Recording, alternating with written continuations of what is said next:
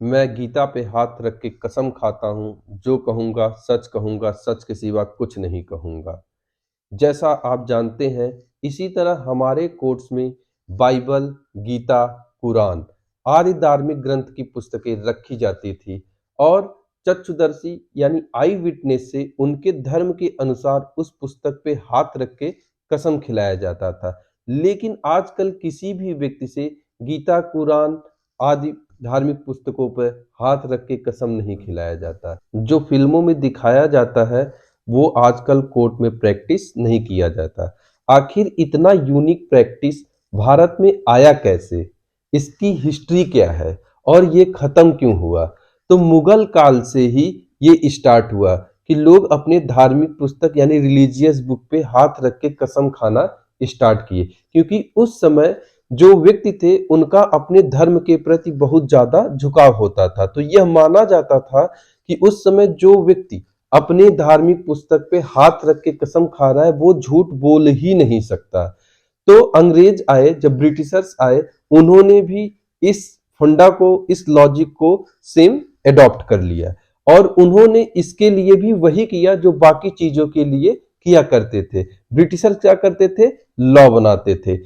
तो इसके लिए उन्होंने बनाया इंडियन ओथ एक्ट ऑफ 1873, जो हर इंडियन कोर्ट में यूनिफॉर्मली फॉलो होने लगा। यही तक नहीं, ये लॉ भारत के आज़ाद होने के कई सालों तक 1950-1960 दशक तक हिंदू गीता पे, मुस्लिम कुरान पे हाथ रख के कसम खाते रहे।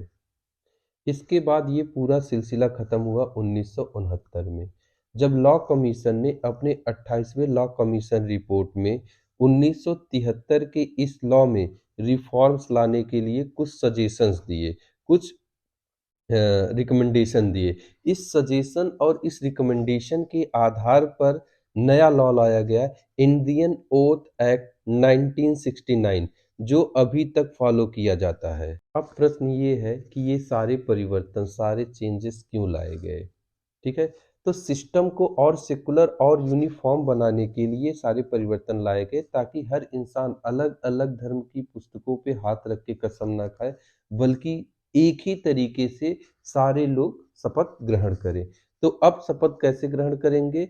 कि मैं ईश्वर को साक्षी मानकर कसम खाता हूँ, जो कहूँगा, सच के सिवा कुछ नहीं कहूँगा।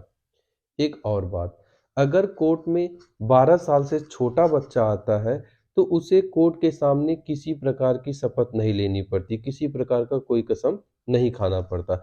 अब प्रश्न आता है, अगर कोई व्यक्ति कोर्ट के सामने झूठा शपथ खाता है, यानी झूठा कसम खाता है, तो उसे भारतीय दंड संहिता की धारा 193 के अंतर्गत दोषी पाए जाने पे 7 वर्षों की सजा हो सकती है। धन्यवाद।